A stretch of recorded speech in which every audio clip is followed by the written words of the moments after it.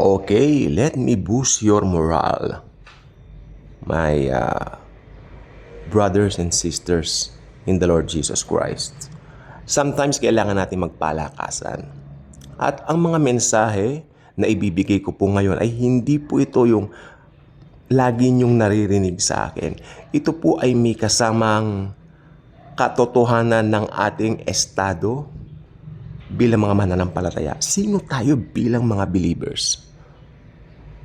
Minsan, parang kinaiinggitan pa natin yung mga hindi mananampalataya na umaasenso sa buhay.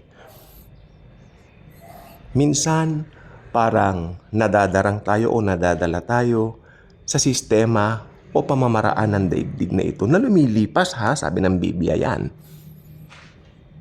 Tingnan natin ngayon, bakit tayo dapat laging masaya? Meron po isang nangaral na pastor sa YouTube, I forgot his name, no? Pero alam nyo, I think mga last month yon. Kasi random po akong manood eh. Minsan hindi ko tinitignan, basta sige lang. Pagkatapos sa isang video, nakaano na yan. Kumbaga may parang playlist na yan na sunod-sunod. Alam mo, sabi niya, talagang ito ay tumatak sa akin, no? Busy ako parot-parito ako pag ganyan-ganyan lang ako sa bahay. Tapos naririnig ko yung preaching. Ito po ang sinabi niya. If you're a believer of Jesus Christ, you should always be happy. Loneliness has no room in your heart. Why? Ito na po yung unang punto natin. Bakit po ba lagi dapat tayong happy? Alam niyo, sabi ng pastor na ito, dapat lagi tayong masaya. Hindi tayo dapat nalulungkot. Diba? And yet, marami mga believers, mga born-again Christians, laging malungkot. Di po ba? Totoo po yan. At minsan, siguro malamang sa malamang, nakakalimutan nila kung sino tayo kay Jesus. Okay. Tumimo sa akin yung salitang sinabi ng pastor na ito eh. Ito po yung unang puntong gagamitin ko yung sinabi niya. Sabi niya, dapat lagi tayong maging masaya. We should always be happy. And loneliness has no room in our hearts. Why? Number one. Ito yung puntong gagamitin ko na Because we are saved. Ligtas po tayo. Anytime na matulog tayo, hindi ko po gagamitin yung term na kamatayan. Kasi bilang mga believers po, tandaan nyo si Lazaro. Pinuntahan ni Jesus, natutulog si Lazaro.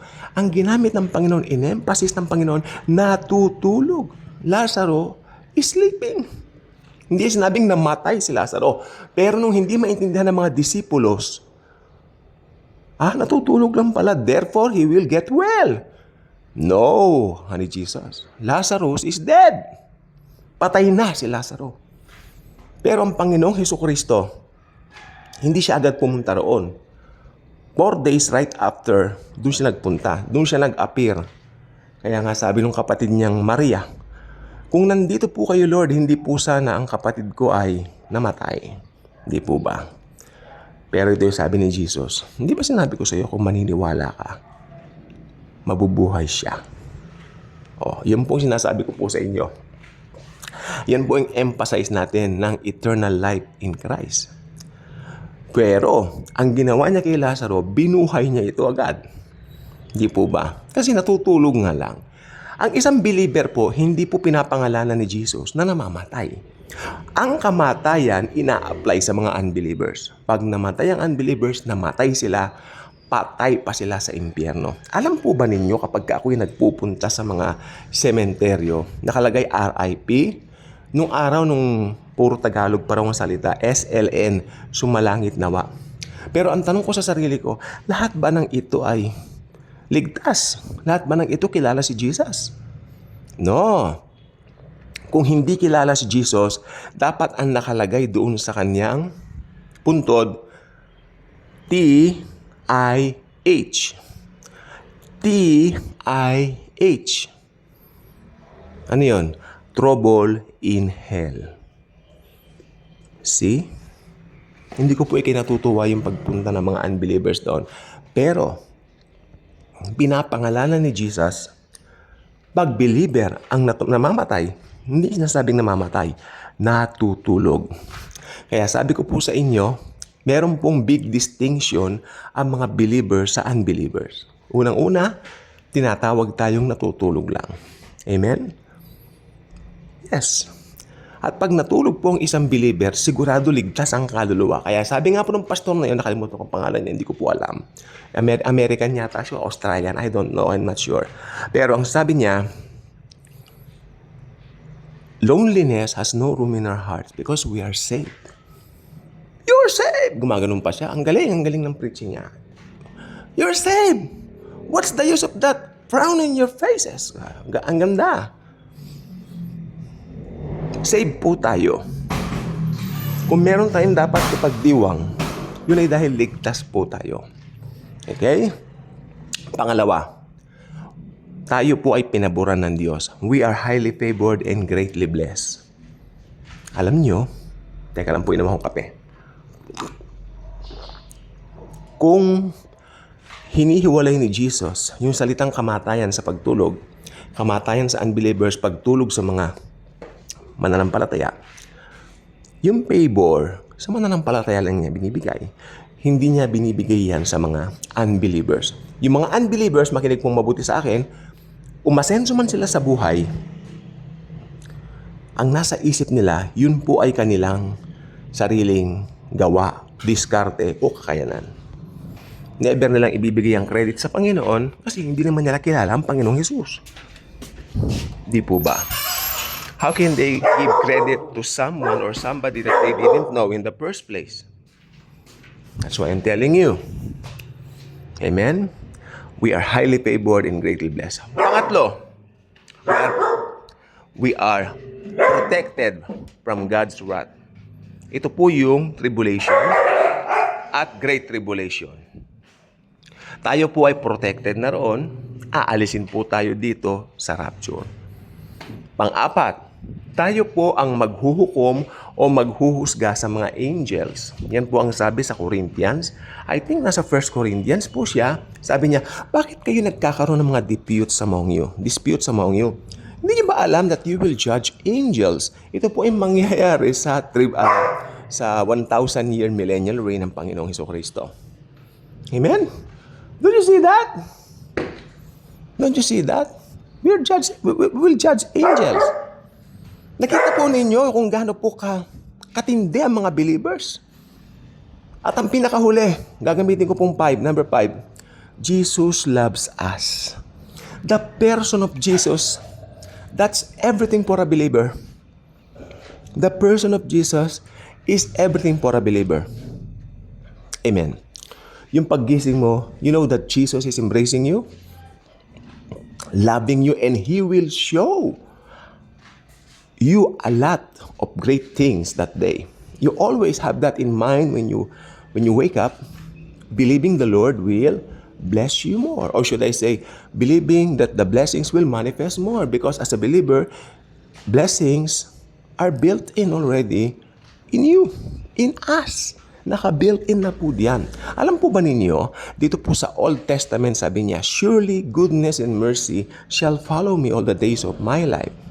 Yan po ang nakalagay sa Old Testament. Pero sa New Covenant, surely goodness and grace are built in upon me. So, kahit saan ako pumunta, nandoon ang grace, nandoon ang blessings, nandoon ang favor, nandoon ang pagpapala. Bilang mga mananampalataya, tayo lang po ang merong pribileyong ganyan. Wala pong pribileyong ganyan ng mga hindi mananampalataya. Kung gusto, if you want to read more about our benefits in Jesus, basahin na lang po nyo. Teka, hindi mo kape. Read po ninyo Psalm 103 verses 2 to 5. O basahin na rin nyo yung 1 to 5. Pero kasi doon sa 2 to 5, binigyan din doon yung mga benefits natin sa Lord. Basahin na lang po ninyo. Okay, I hope sumaya naman po kayo sa munting mensaheng ito. I want to boost your morale as born-again believers, including myself. Sometimes I tend to envy some of my relatives, that unbelievers, that, hey, I think they're prospering, Lord, why? What's happening? Something like that. But when I came to realize, hey, I am a born-again Christian. I am a believer in Jesus Christ. Jesus loves me, gave Himself for me, gave me a lot of favor. There's no reason for me to envy those because I know they don't have Jesus in the first place. Hindi po ba? So if you know your standing, your right standing with the Lord, naligtas tayo dahil sa ginawa niya, hindi po dahil dun sa ginawa natin. Alam po ba ninyo ang isang mawawala po sa ating mga mananampalataya o sa isang tao ka mo, once na naging believer siya o mananampalataya siya, mawawala na yung kanyang self, yung sarili niya na lagi niyang minamagnify sa galing ko, sa talino ko and all that, mawawala po yan dahil lahat po ng nangyayari sa buhay mo, you make Jesus shine the more rather than you. You want the glory to belong to the Lord Jesus Christ alone rather than you. Yan po ang maganda. We know, alam po ba ninyo, isa lang pong sinasabi ko sa Panginoon, Lord, pag may mga blessings na dumarating, especially nagkakagulat na mga regalo o mga blessings ng Panginoon sa akin. Sabi ko, Lord, lahat po ng yan, lahat po ng meron kami, lahat po ng yan, Panginoon, galing sa inyo. Wala po kaming taglay na anything here na hindi galing sa inyo, Panginoong Heso Kristo. Galing lahat sa iyan, Lord Jesus. You are so dear to us. Diba? Your person is everything to us. Kaya alam po niyo, ang believer, mawawala rin po sa kanila ang takot.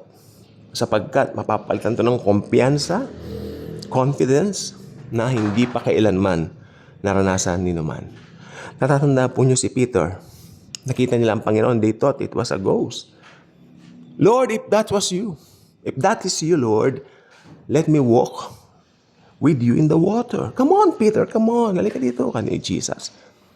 Nakalakad po si Pedro ang sabi ng mga Bible theologians o great scholars from the Bible, nakahakbang po siya ng mga 3 hanggang 4. Pero nung tanggalin niya ang kanyang mga mata sa Panginoong Hesukristo, nakita niya yung wave sa paligid.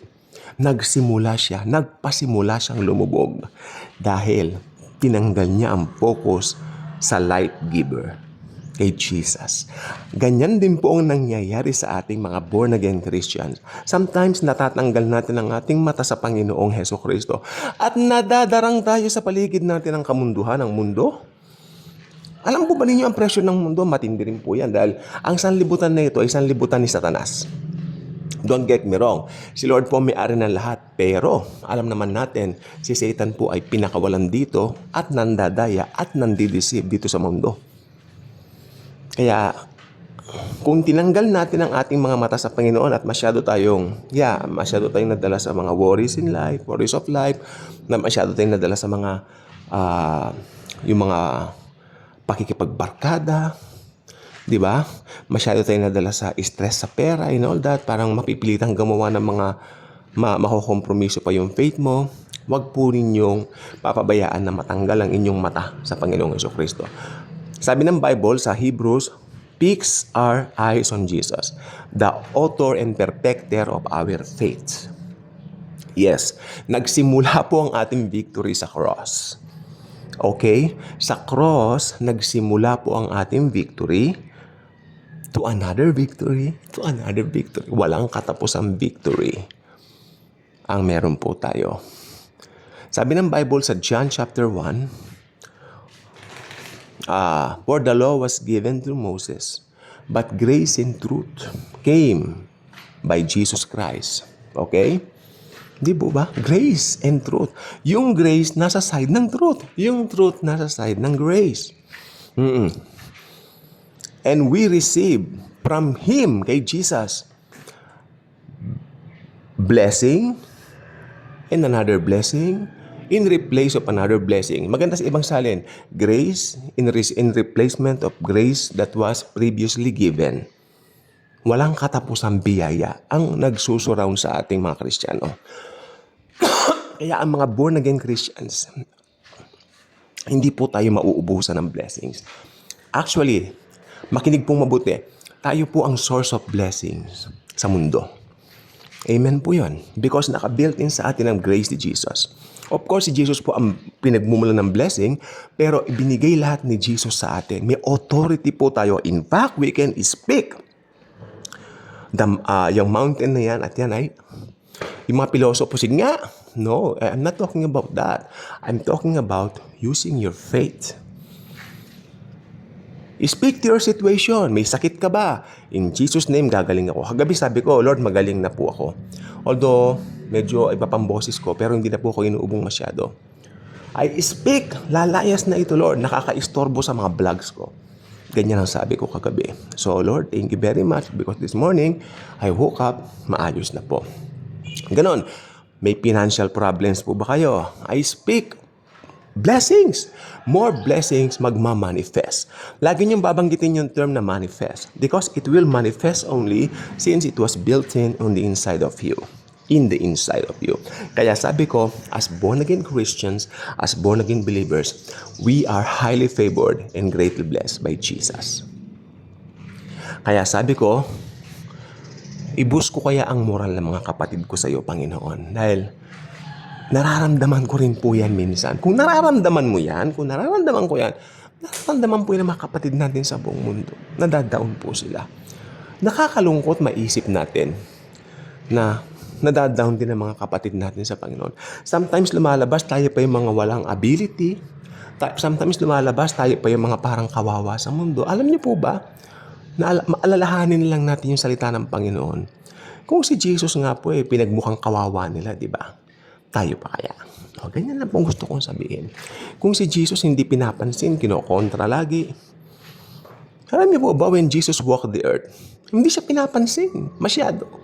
Not until nag-ministry siya, kinainggitan siya. Because there's something sa kanya. Hindi naman nakapag-aral yung taong ito. Anak lang siya ng isang karpentero at ni Maria. Hindi ko po alam ang trabaho ni Maria, malamang mananahi. Hindi po ba? O kaya nagtitinda ng sago o gulaman sa University Belt. Joke. Pero alam niyo po ba, may gusto po akong sabihin po sa inyo.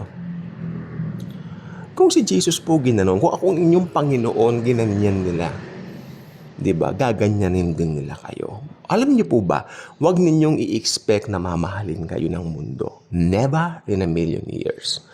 Pero ang sabi ni Jesus, magmahalan kayo bilang magkakapatid sa akin.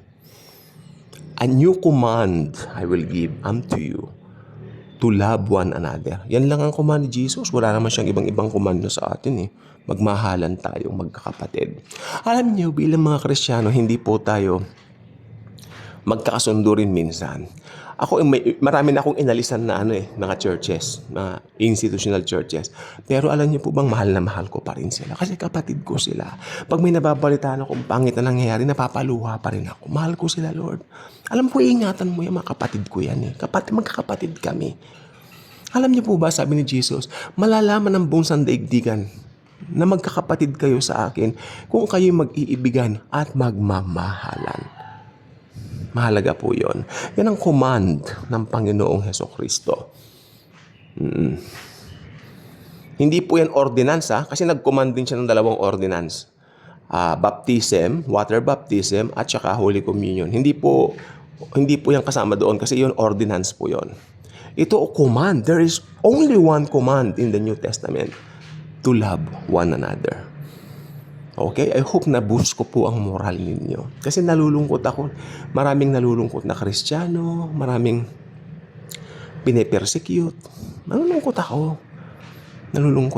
Kasi sabi ko, Lord, parang ganun, parang lumalabas kami pa yung kawawa. Pero naalala ko, balik sa salita ng Panginoon, kung ako na inyong Diyos ay ginanyan, ganyan din ang gagawin sa inyo. Di po ba?